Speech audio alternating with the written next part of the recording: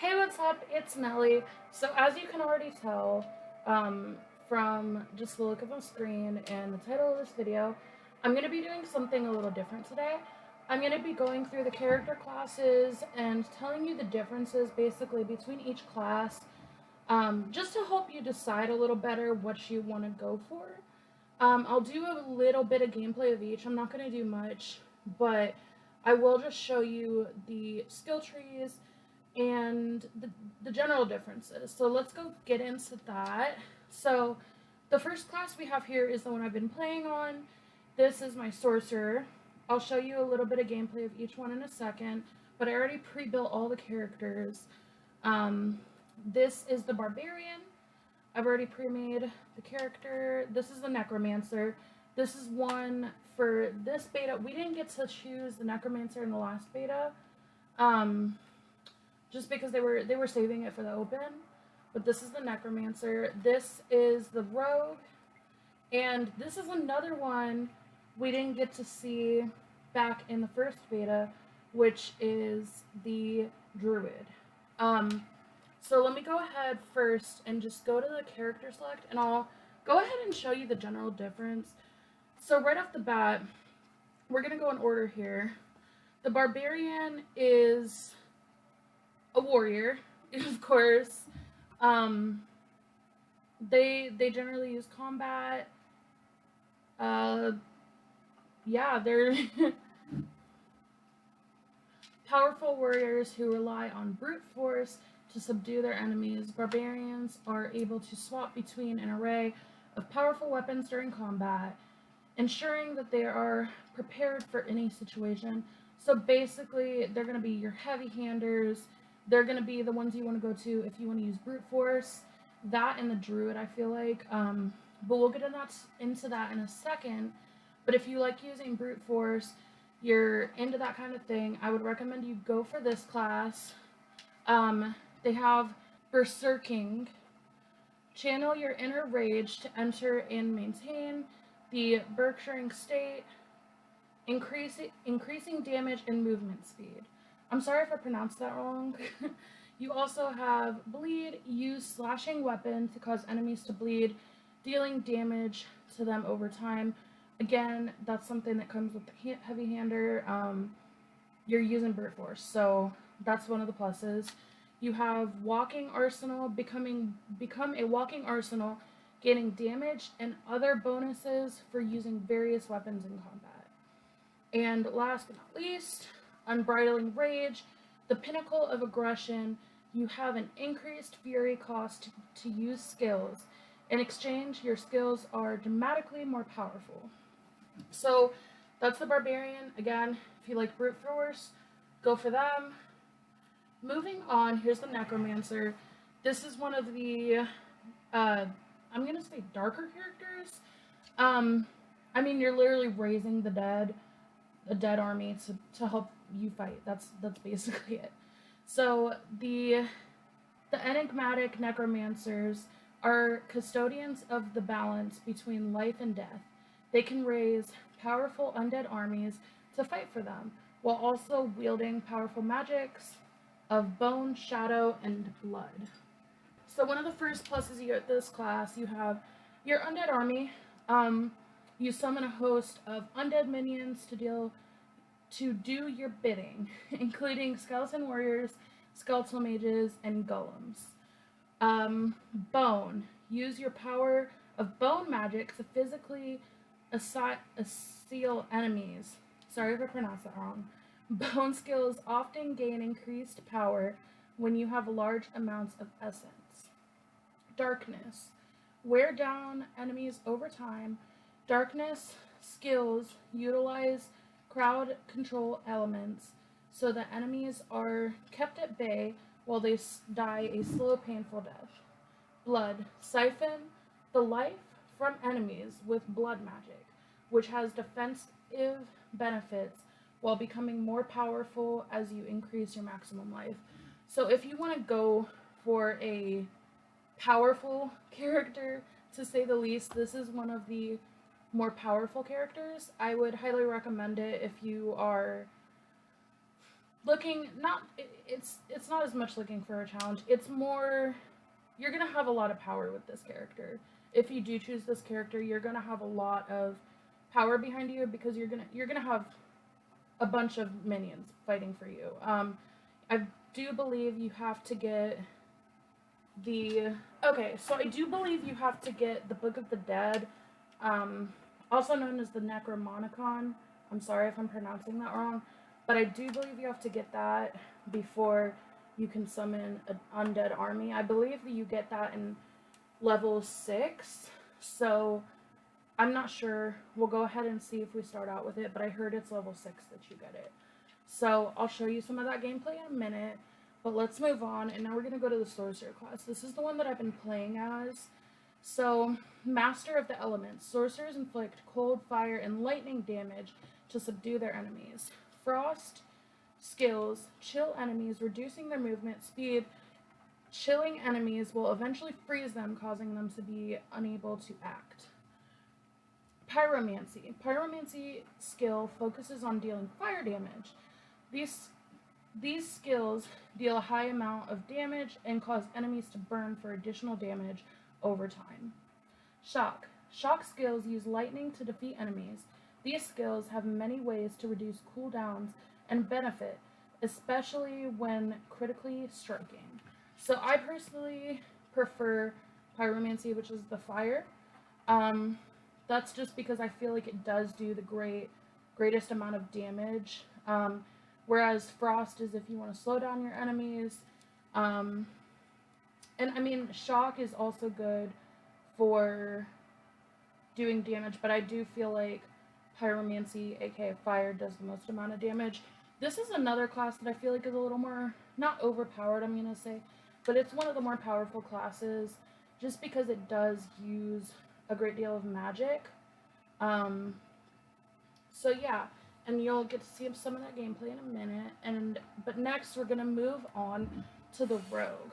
So the Cunning Rogue uses whatever tools are available to get the job done. Rogues are both agile and resourceful, able to fight enemies at range with bows or up-close daggers. They are also able to imbue, sorry if I pronounced that wrong, their weapons with various magics. So you get 3 different types of attacks with these. You have Marksman, kite enemies at a distance using bows and arrows. Marksman benefits from critically striking enemies and causing them to become vulnerable. Imbuements. Imbue your weapons with poison, cold, or shadow energies. These imbuements give attacks special properties when they damage enemies. Traps. Lay traps on the ground, which can trigger various effects. These effects range from damaging targets, poisoning them, slowing them, and much more. So your rogue is your basic fighter. If you just want a basic character, you're going to want to go for this. If you are just if you're just starting out at Diablo and just want something that you're used to in fighter games, I'd recommend going for this. You still do get that magic aspect because you can poison your weapons, give them cold or shadow energies. So this is a good one to go for if you're just looking for something that you're used to in other games, but you're also wanting to try Diablo.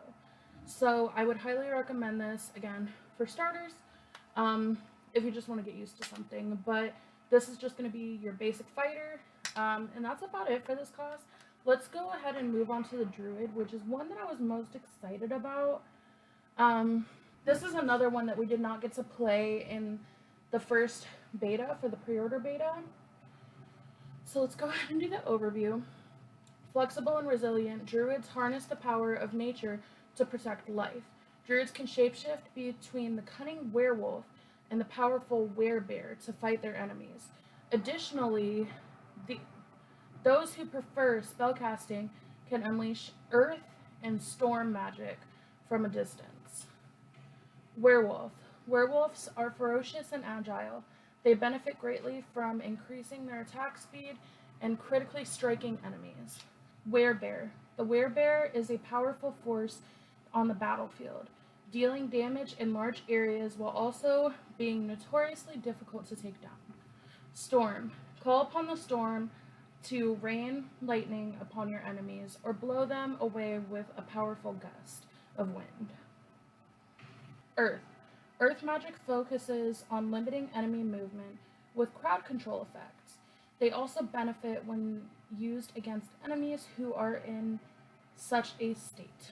So, the druid is basically one with the earth. To say the least, they can transform basically into a bear and a werewolf. I've never really heard of a werebear before.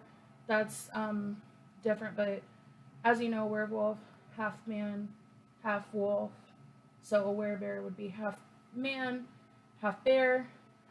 So basically, you can shapeshift between the two. You can also summon storm and earth, again, channeling the natural elements, because you are one with the earth, to say the least. So that's a basic overview. That's a basic overview over them. So next, I'm going to go ahead and show you a little gameplay of each character, show you the skill trees, and let you get a little more of a idea of what you're dealing with when you do build a character and go into this. So let's go ahead and start with my one that I've been doing the work on the most. So this is the one that I've been playing on the most, so let's go ahead and get into this one. Okay, so this is my sorcerer class. As you can see, I have my character highlighted just because I wanted it to be more predominant where my character was, especially watching the videos back. So let's go ahead and go to the skill tree. So you just go to character and you go to abilities. Right now, I am going to show you my build right now since I do have a build for this one. I have a pretty strong build for this. As you can see, we're mainly using wands and staffs. I'm not going to be using this dagger. I need to sell it. But the abilities. So I'm going for a fire-based build. But, okay. So first to start off, we have our basic skills. Basic skills deal damage and are always available to cast. So this you do not have to use mana for. So you can either go for the Spark, Frostbolt, Firebolt, or Arclash.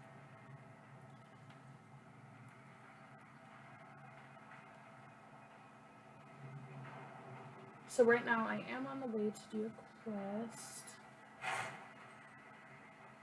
So basically, you're going to use, as you can see down in my taskbar, I'm playing on the PS5. If you play on an Xbox or something, of course the controls are going to be different, but you use X to use your basic skill attack. Square uses your core skill attack, which does use mana, as you can see. Whenever I use that, the mana goes down. And L1 is going to heal you. So that's your healing potion and stuff. You only can hold up to 4. So you want to use them sparingly. Let me go ahead and see. Yeah, let's go ahead and I'll go ahead and continue this quest briefly so I can get into a fight so you guys can see what I'm talking about a little bit. So briefly, here's what some gameplay looks like. So here's a shaman. They can basically raise the dead.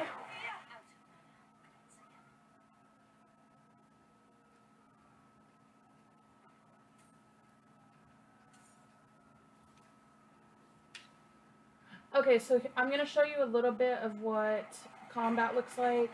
So I'm using my basic. This is the, yeah, we're going to do that. And then you want to make sure you're healing. You also want to make sure that you're taking out the shamans first. I personally do. You can always try to kill them all and then take the shaman, but that's not always the best idea. But that's just a bit of gameplay. So again, you have your basic attack, your mana charged attack, you have your heal, and your shield, which I do not have yet, so I can't really show you. But that's basically it for the sorcerer. I'm going to go ahead and save this and show you one of the next classes. Okay, so this is the Barbarian class. So again, you have your basic skills. Basic skills deal damage and are always available to cast. We have Lunging Strike. We have Bash. We have Frenzy. And we have Flay. Again, all of these are physical damage because it is a barbarian. It's more of a brute. So you're going to be using your brute force. So I'll just briefly go over these, and you can pause them if you want to look a little more. But I'm just going to go through them really quickly.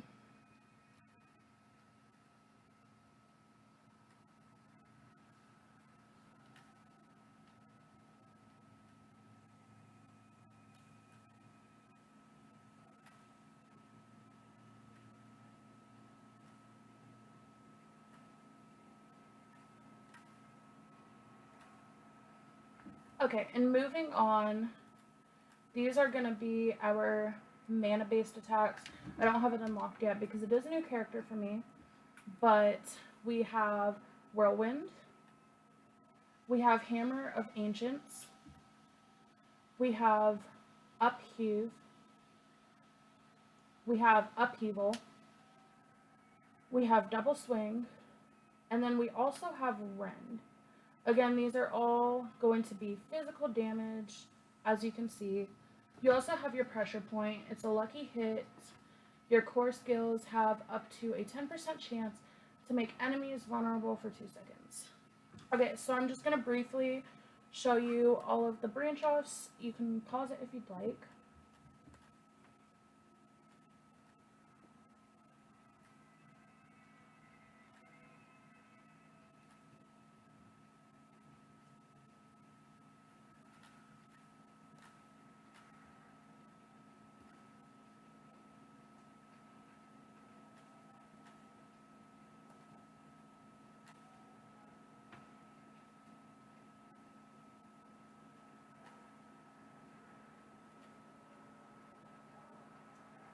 Okay, so one of the differences about this class is instead of using mana, you build up rage.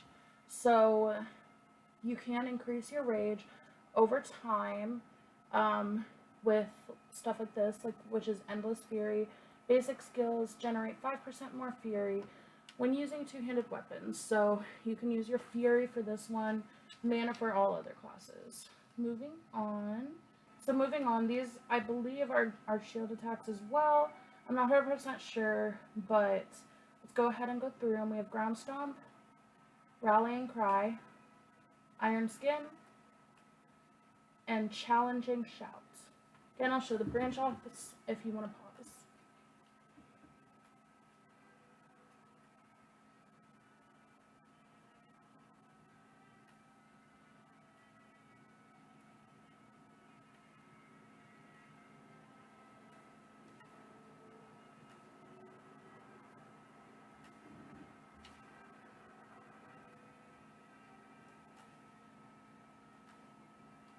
Okay, and now that I've showed you the first 3 parts of the skill tree, again, you can look at the other ones if you'd like later in-game, but I'm going to show you a bit of gameplay just to show you a little bit of what the attacking will look like. And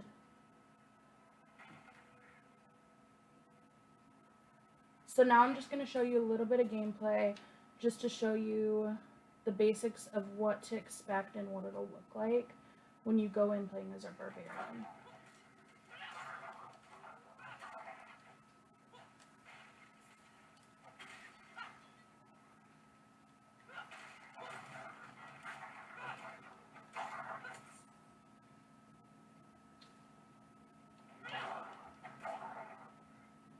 Okay, so this is our next class. You can probably tell that I did skip over the Necromancer. I want to come back to that and do that last, just because I want to be able to show you the Book of the Dead, because I do feel like that's very important to being a Necromancer. I'm not going to be able to level up all these before the beta does end, but I at least want to show you the Necromancer because I do feel like that's the most important. Again, you have your basic skills. You have Invigorating Strike, Blade Shift, Puncture, Puncture, Heartseeker, and Forceful Arrow. Again, all physical damage because you're a rogue. You're more hands-on. You're going to be doing most damage with your hands. There's not much magic that comes to it other than poison to weapons, because you can do poison damage, frost damage, stuff like that. So I'll just briefly skim over these.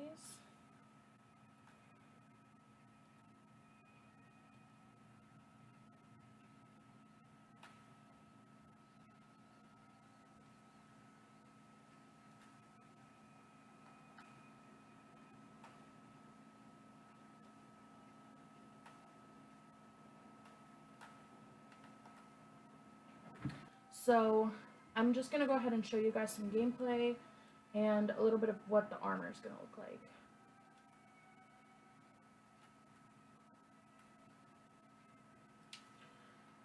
So again, the rogue is your basic hand attacks. You're going to be doing a lot of physical damage, as in it's not going to be using a lot of magic and stuff like that. Oh shoot, he missed me by a little bit.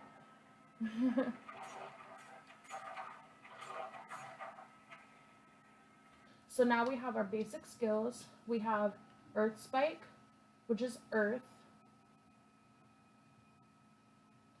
So now moving on to our basic skills. We have Earth Spike, which is physical damage.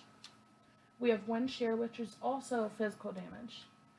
We have Storm Strike, which is lightning damage. We have Claw, which is physical damage, and we have Maul, which is also physical damage. So we don't have much of a array of magic, but we do have the lightning damage, which I'm really...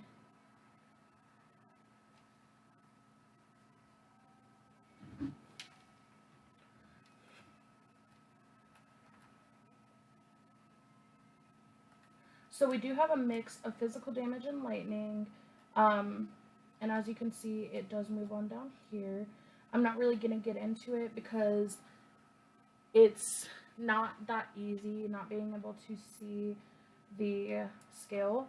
So I'm going to let you guys see that for yourself, but I am going to show you a little bit of gameplay on this.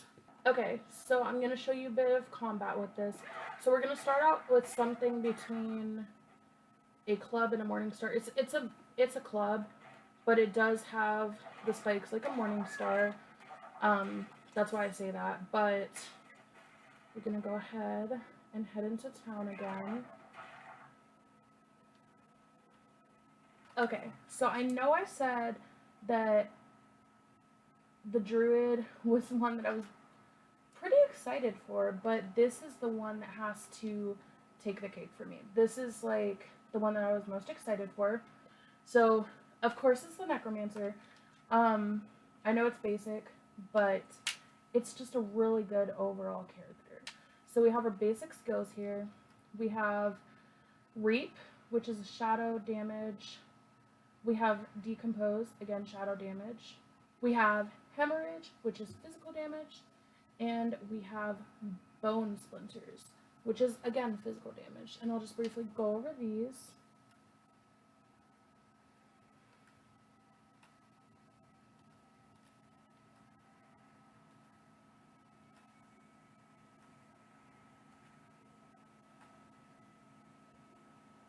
And then again, I'm not going to go through this because I do not have the ability to see the skill yet, so I do not feel like it's worth it now that I'm thinking about it. But I'm going to go ahead and show you some gameplay.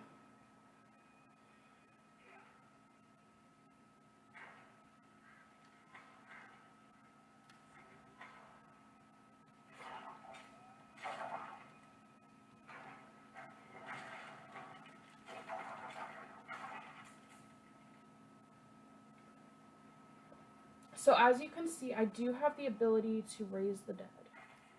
So I'm going to go ahead and kill some of these guys and show you. So as you can see, once I kill them, I have the ability to raise them from the dead. They don't come back as the animal or creature that it is. It does come back as a skeleton, but that's okay. We still have an undead army to do my bidding, so